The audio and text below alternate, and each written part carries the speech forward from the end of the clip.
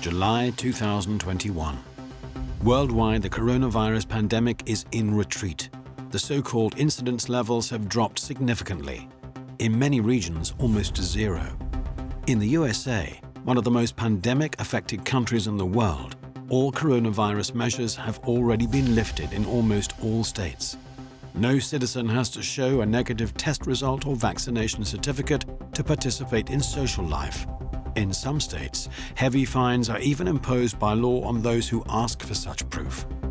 In contrast, in Germany or Austria, for example, you only get some of your basic rights back, if at all, as a person who is vaccinated, tested, or who has recovered from the virus.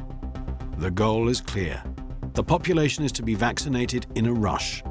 Young people and children are also to be immunized. However, the experts are divided. Does vaccination really make sense for everyone? What impact will coronavirus mutations such as the Delta variant have? And which strategy is the right one for living with coronavirus? Professor Hadich, renowned scientist, doctor and virologist, embarks on a journey around the world for Servus TV. The physician is a specialist in hygiene and microbiology, infectiology and tropical medicine, virology and infectious epidemiology. He has a practice for tropical and travel medicine, a vaccination center in Austria, and runs a large diagnostic laboratory in Hanover. His discussion partners are Professor Peter McCullough, cardiologist, specialist for internal medicine and epidemiologist. In his field, he is the most published medical expert worldwide. You know, I'm cautiously optimistic about that.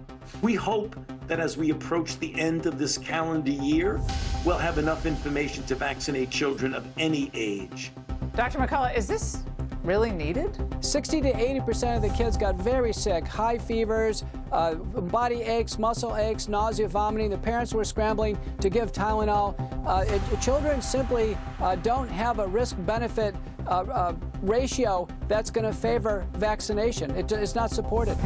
Professor Peter Kremsner, Director of the Institute for Tropical Medicine at the University Hospital of Tübingen and Scientific Director of the vaccine trial from the manufacturer CureVac.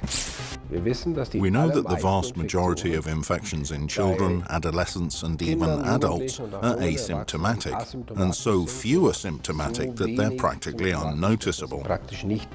Only the very few become seriously ill. With the vaccine, however, it's the case that up to 100% have significant undesirable side effects. So I would say that at the moment, it may not be a good idea to vaccinate children and adolescents or young adults. Dr. Mike Yeadon is a former vice president of Pfizer, where he spent 16 years as an allergy and respiratory researcher. Asymptomatic transmission is, from a biologist's standpoint, it's a ludicrous idea. In order to be a good source of infection, you have to have a lot of virus in your airway and be releasing that virus, usually through symptoms like coughing. If you don't have much virus, you simply won't have symptoms, and you'll have too little virus to be able to efficiently infect other people. Professor Stefan Hockertz, leading German toxicologist, immunologist and biologist. And the Standing Commission on Vaccination, if it talks about children, the Standing Commission on Vaccination has expressed great concern in the past about the vaccination coverage of children. That's what's happened in Germany. Then the Federal Minister of Health has nothing better to do than to stand up 2 hours later and say that children are being vaccinated. That's not a scientifically supported statement, but purely a political one. Gabriela Sotomayor, accredited journalist of the United Nations.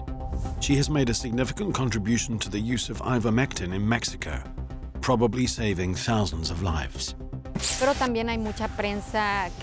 There's also a lot of press that only benefits the state or government press, that only gives the message that their government wants to hear.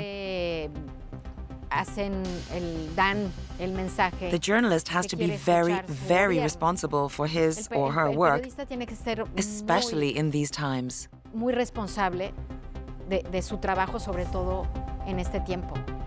Dr. Luigi Warren, software developer, PhD in biology and one of the developers of mRNA technology. I think we're already seeing that.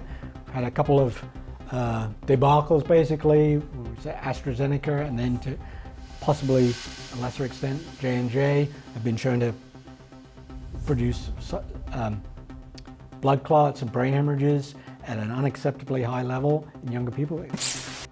Professor Ulrike Kämmerer is a biologist specializing in human biology, immunology and cell biology.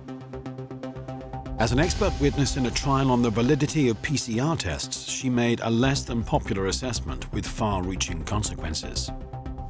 Why am I testing myself? So either I'm sick or I'm not sick. However, a colleague once said, I'm not going to the cemetery to see if I'm already dead.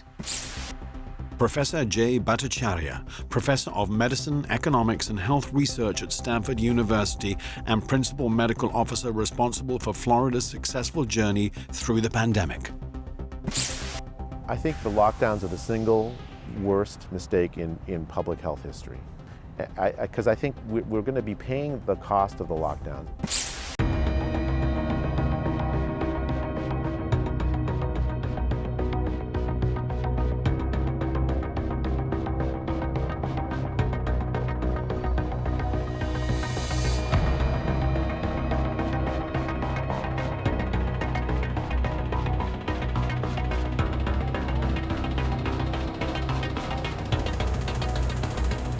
Corona, In Search of the Truth, Part 2.